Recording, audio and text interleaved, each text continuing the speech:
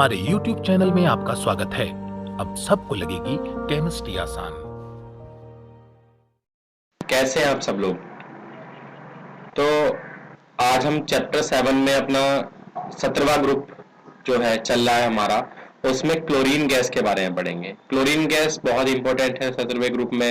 अगर मैं बात करूं तो इसकी बहुत ज़्यादा इंपॉर्टेंस है और बहुत सारे प्रोसेस में इसका यूज़ किया जाता है। तो क्लोरीन गैस के बारे में बताया जाता है कि शीले ने इसका यूज करा था, जिसे हिंदी में शैले भी बोलते हैं, शीले भी बोलते हैं। तो शीले ने इसका जो है हमें उत्पादन करके दिखाया था और आसान तरीके से उत्पादन करके दिखाया था।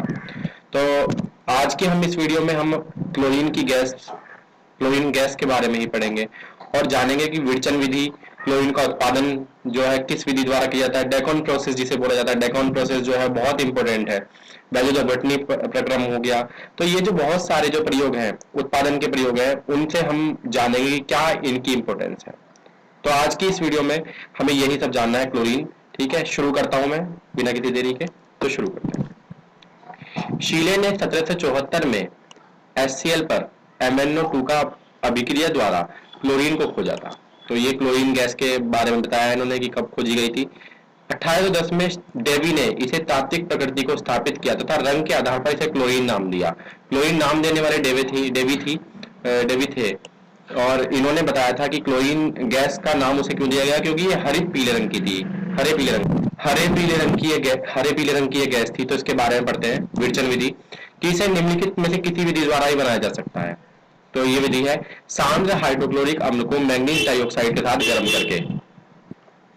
तो MnO2 4HCl MnCl2 Cl2 2H2O, ये हमें यहाँ पे रिएक्शन दिखाई दे रही है। मैंगनीज डाइऑक्साइड की HCl के साथ रिएक्शन करा के हमने मैंगनीज क्लोराइड बनाया है और साथ में क्लोरीन और H2O करा है। परंतु HCl के स्थान पर नमक तथा सांद्र H2SO4 का मिश्रण उपयोग में लिया जाता है।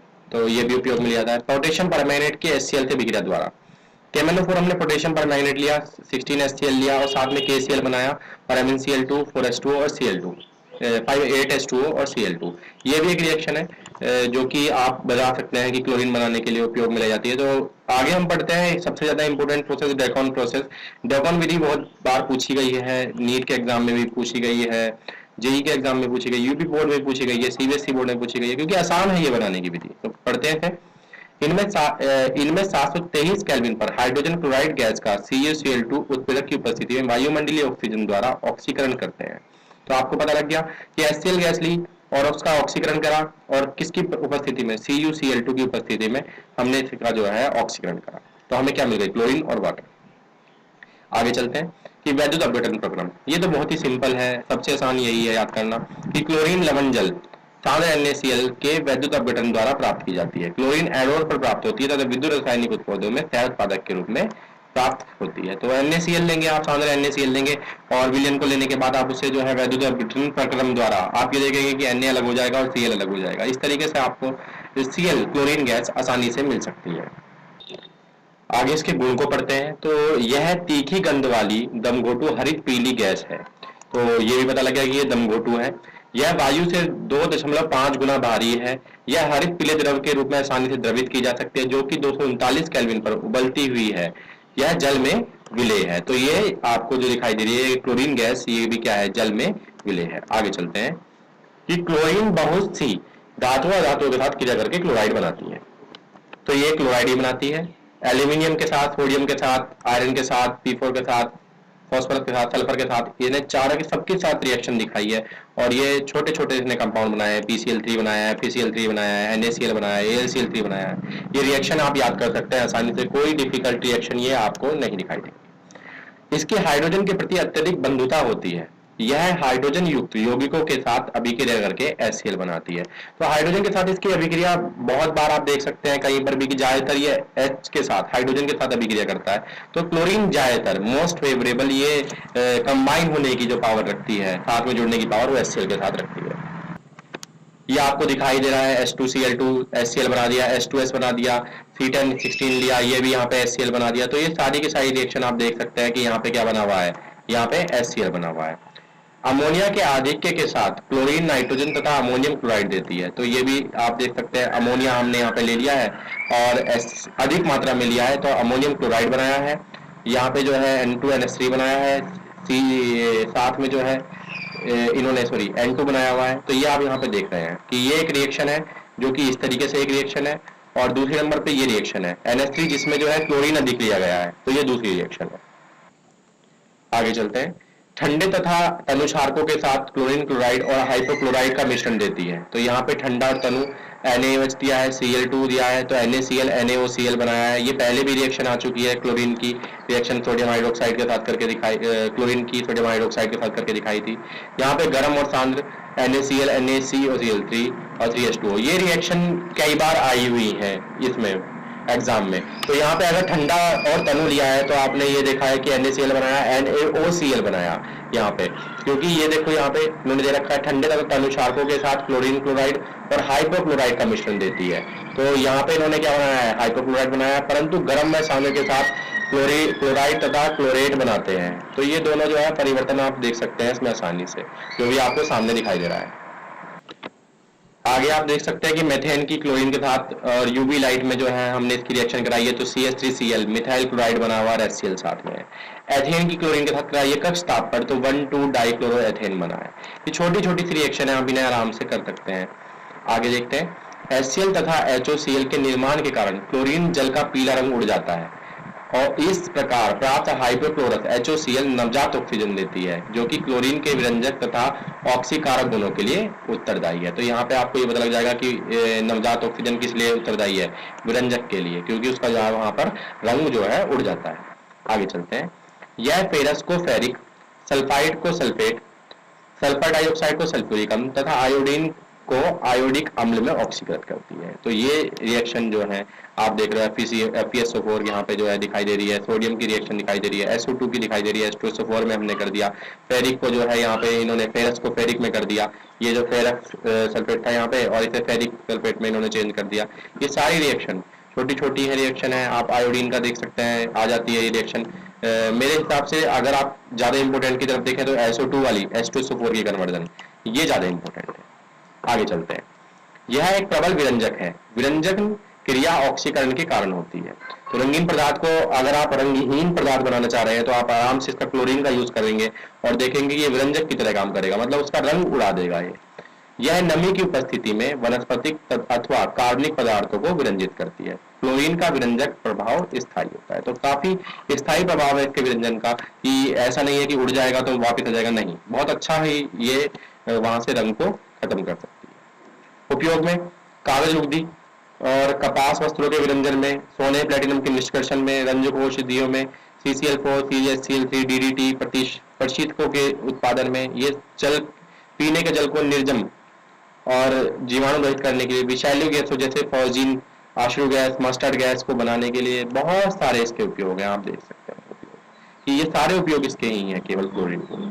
तो यहाँ पे ये छोटा सा टॉपिक है, ये खत्म हो जाता है। क्लोरीन की NaOH के साथ गर्म तथा सांद्र के साथ अभिक्रिया इन्होंने करा रखी है यहाँ पे, तो इसे भी आप कर सकते हैं कि समीकरण लिख सकते हैं, और ये भी ऊपर आपने अभी भी थोड़ी देर पहले यही लिखी थी आपने ऊपर। तो ये हो गया क्लोरीन की विरंजन क्रिया। और दो विषैली गैस के नाम जो क्लोरीन गैस से बनाई जाती है, तो आप यहाँ पे देख सकते हैं कौन कौन सी विषैली गैस, जैसे फॉर्जिन और अश्रु गैस, ये दोनों भी जो है विषैली गैस के ही अंतर्गत आती है। तो यहाँ पे ये छोटा सा टॉपिक आपका खत्म हो जाता है। इसके बाद हम जो शुरू करने वाले हैं वो है हाइड्रोजन क्लोराइड। तो हाइड्रोजन क्लोराइड के बारे में पढ़ने से पहले मैं बता दूं कि HCl जिसे हम बोलते हैं हाइड्रोजन क्लोराइड, बहुत ज्यादा यूज किया जाने वाला एक केमिकल है हमारी लेबोरेटरी में, मतलब लैब के अंदर इसका यूज बहुत ज्यादा किया जाता है, क्योंकि ये ग्लैबर ने 1648 में इसकी खोज करी थी। हमें ये पढ़ना है आज, तो हम इसे पढ़ते हैं, शुरू करते हैं पढ़ना। तो यह अम्ल 1648 में ग्लैबर ने साधारण लवण को सांद्र सल्फ्यूरिक अम्ल के साथ गर्म करने पर प्राप्त किया था। 1810 में डेवी ने प्रदर्शित किया कि हाइड्रोजन तथा क्लोरीन का गैस एक यौगिक है, तो जो कि डेवी ने आपको पता है ऊपर नाम भी दिया था, तो उसी के बारे में बात कर रहे हैं। विरचन की बात करते हैं। प्रयोगशाला में सोडियम क्लोराइड को सांद्र सल्फ्यूरिक अम्ल के साथ गर्म करके बनाया जाता है। तो NaCl H2SO4 लिया हमने, तो NaHSO4 और HCl, और NaHSO4 NaCl दोबारा लिया, तो हमें क्या दोबारा Na2SO4 और HCl। ये पूरी की पूरी दोनों रिएक्शन आप किसी भी तरीके से आप लिख सकते हैं, कोई दिक्कत नहीं है। HCl गैस को सांद्र सल्फ्यूरिक अम्ल में प्रवाहित करने पर शुष्क किया जा सकता है। तो HCl गैस को सांद्र सल्फ्यूरिक अम्ल, क्योंकि आपने पढ़ा भी था कि H2SO4 का काम शुष्क करने के लिए भी यूज करा जाता है, तो वहां पे इसका यूज करा जा सकता है शुष्क करने के लिए। गुण के बारे में। यह रंगहीन व तीक्ष्ण गंध वाली गैस है जो आसानी से रंगहीन द्रव में द्रवित हो जाती है। तो रंगहीन और आपको दिखाई दे रहा है रंगीन द्रव में द्रवित हो जाती है, ये भी आपको पता लग गया। तीक्ष्ण गंध है इसकी, ये भी आपको पता लग गया इसमें से। श्वेत क्रिस्टलीय ठोस के रूप में जम जाती है, ये भी एक इंपॉर्टेंट है। यह पानी में अत्यधिक विलेय है तथा निम्न प्रकार से आयनित होती है। तो आयन का इसका बनाने का हमने दिखा दिया। अगर जल के अंदर आप इसे मिला रहे हैं तो HCl जो है H3O पॉजिटिव और Cl नेगेटिव के और 10⁻⁷ इसने जो है डिसोसिएशन कांस्टेंट जिसे बोलते हैं, तो ये दे रखा है। इसका जलीय विलयन को हाइड्रोक्लोरिक अम्ल कहते हैं। ठीक है जी, जलीय विलयन को क्या कहेंगे हम, इसके हाइड्रोक्लोरिक विलयन। वियोजन स्थिरांक का उच्च मान प्रदर्शित करता है कि यह जल में एक प्रबल अम्ल है। यह अमोनिया से अभिक्रिया करके NH4Cl श्वेत धूम देती है। तो अमोनिया के साथ अभिक्रिया करके इसने क्या दिया, NH4Cl अमोनियम क्लोराइड की एक धूम दी। ये वियोजन स्थिरांक यहाँ पे बहुत ही ज्यादा दिखाई दे रहा है हमें, जिसकी वजह से हम ये बता सकते हैं कि ये बहुत ही अच्छी एक अम्ल है। सांद्र HCl के 3 भाग, सांद्र HCl तथा 3 भाग और HNO3 के 1 भाग को मिलाने पर एक्वा रीजिया बनता है, जो सोने तथा प्लेटिनम जैसी अक्रिय धातुओं को घोलने के लिए काम में लाया जाता है। तो एक्वा रीजिया आपने पढ़ा होगा 9th में 10th में पढ़ा होगा कि ये धातुओं को साफ करने के लिए एक्वा रीजिया का इस्तेमाल किया जाता है, जो कि आपको दिखाई दे रहा है कि 1 भाग सांद्र HCl का और 3 भाग HNO3 के, सॉरी HCl के 3 भाग और HNO3 के 1 भाग मिलाने से आपको ये आसानी से मिल सकता है। तो यहाँ पे इन्होंने सोने की मतलब कि उसकी गोल्ड की और प्लेटिनम की दोनों की रिएक्शन इन्होंने करा के दिखा रखी है इस तरीके से यहाँ पे HNO3 और HCl की एक्वा रीजिया के साथ। तो ये सब रिएक्शन कर लेंगे, ये नहीं आ सकती है ज्यादातर, और ये पूछा जा सकता है कि HCl जो है 1 भाग, HCl का 3 भाग और HNO3 का जो है 1 भाग मिला के क्या बनाया जाता है, तो वो क्या है, एक्वा रीजिया। आगे चलते हैं। हाइड्रोक्लोरिक अम्ल दुर्बल अम्लों के लवणों के और कार्बोनेट, हाइड्रोजन कार्बोनेट, सल्फाइड आदि को विघटित कर देता है। तो ये जो है विघटन में भी यूज करा जाता है, जो कि देखो Na2CO3 का, NaHCO3 का, Na2SO3 का, इनका सबका क्या कर दिया अपने, विघटन कर दिया और कार्बन डाइऑक्साइड और सल्फर डाइऑक्साइड ये दोनों मुक्त कर दिया। आगे चलते हैं। इसका उपयोग क्लोरीन, अमोनियम क्लोराइड तथा ग्लूकोज के उत्पादन में किया जाता है। अस्थियों में सारे निकालने और अस्थि कोयले के शुद्धिकरण में किया जाता है।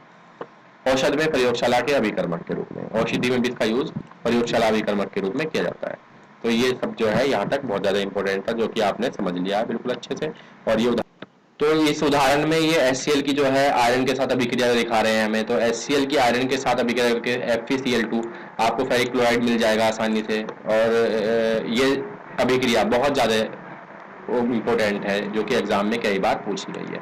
तो इसके बाद हम जो पढ़ने वाले हैं वो हैलोजन के ऑक्सो अम्ल और इंटर हैलोजन यौगिक, अंतरा हैलोजन यौगिक जिन्हें बोलते हैं, ये हम पढ़ेंगे। जिसके बाद हम सीधा समूह 18 पर आ जाएंगे, और समूह 18 जो है इस चैप्टर का लास्ट टॉपिक है। उसके बाद हम जो है ये वाला चैप्टर कंप्लीट करने के बाद हम नेक्स्ट चैप्टर जो पढ़ेंगे वो मैं आपको जो है डिस्क्रिप्शन में बता दूंगा धीरे धीरे कि कौन सा चैप्टर मैं तैयार करके आपको जो है पढ़ाऊंगा। तो थैंक यू स्टूडेंट, आज के लिए बस इतना ही काफ़ी है। अगली वीडियो में मैं आपको जो है ऑक्सो एसिड के बारे में आपको डिस्क्रिप्शन में बताऊंगा। Thank you student.